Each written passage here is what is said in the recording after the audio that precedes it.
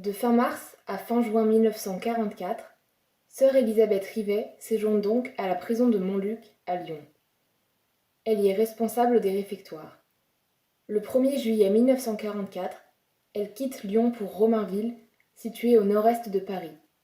Elle séjourne quelques jours, là où des milliers de femmes sont passées avant d'être envoyées dans les camps.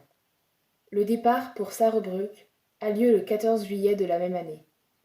Elle séjourne au camp de Neuilly-Brême, où elle est interrogée et dépouillée de ses habits de religieuse. Elle dira « Rien de pire ne pouvait m'arriver ».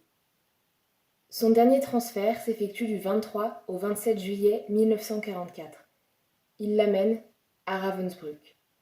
Ce trajet est difficile, notamment en raison de la très forte chaleur et de la durée du voyage, 4 jours.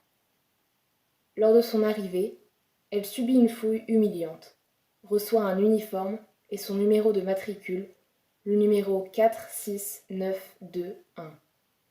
Elle rentre dans la catégorie des tricoteuses, car elle est considérée comme étant trop faible ou trop âgée pour partir dans les commandos de travail.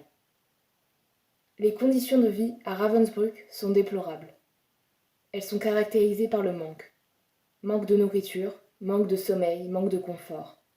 Une femme, âgée de 30 à 40 ans, déportée à Ravensbrück, a une ration 3 fois moins calorique que la normale.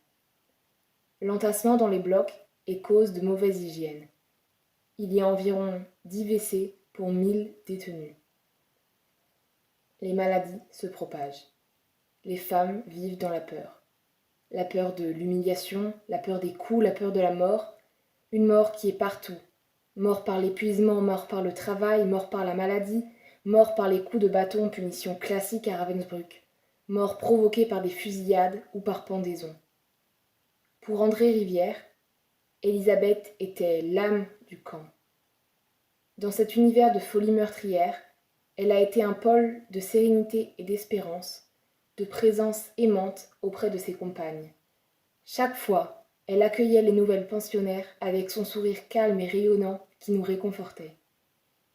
En mars 1945, Élisabeth Rivet est placée avec les femmes les plus âgées et les plus faibles, les cartes roses. Elles ont l'espoir d'aller dans une maison de repos appelée Mietweida. Mais il n'en est rien. En réalité, c'est le nom de code nazi pour désigner les gazages. Leur ration alimentaire est diminuée de moitié et leurs conditions de vie se dégradent. La sélection pour la chambre à gaz a lieu chaque jour.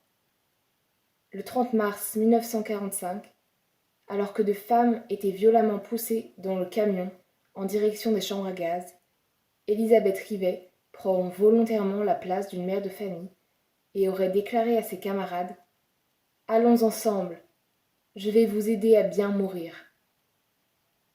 Pour Marguerite Billard, mère Élisabeth est morte volontairement. Elle a donné sa vie pour sauver une autre camarade. Une mort glorieuse et héroïque.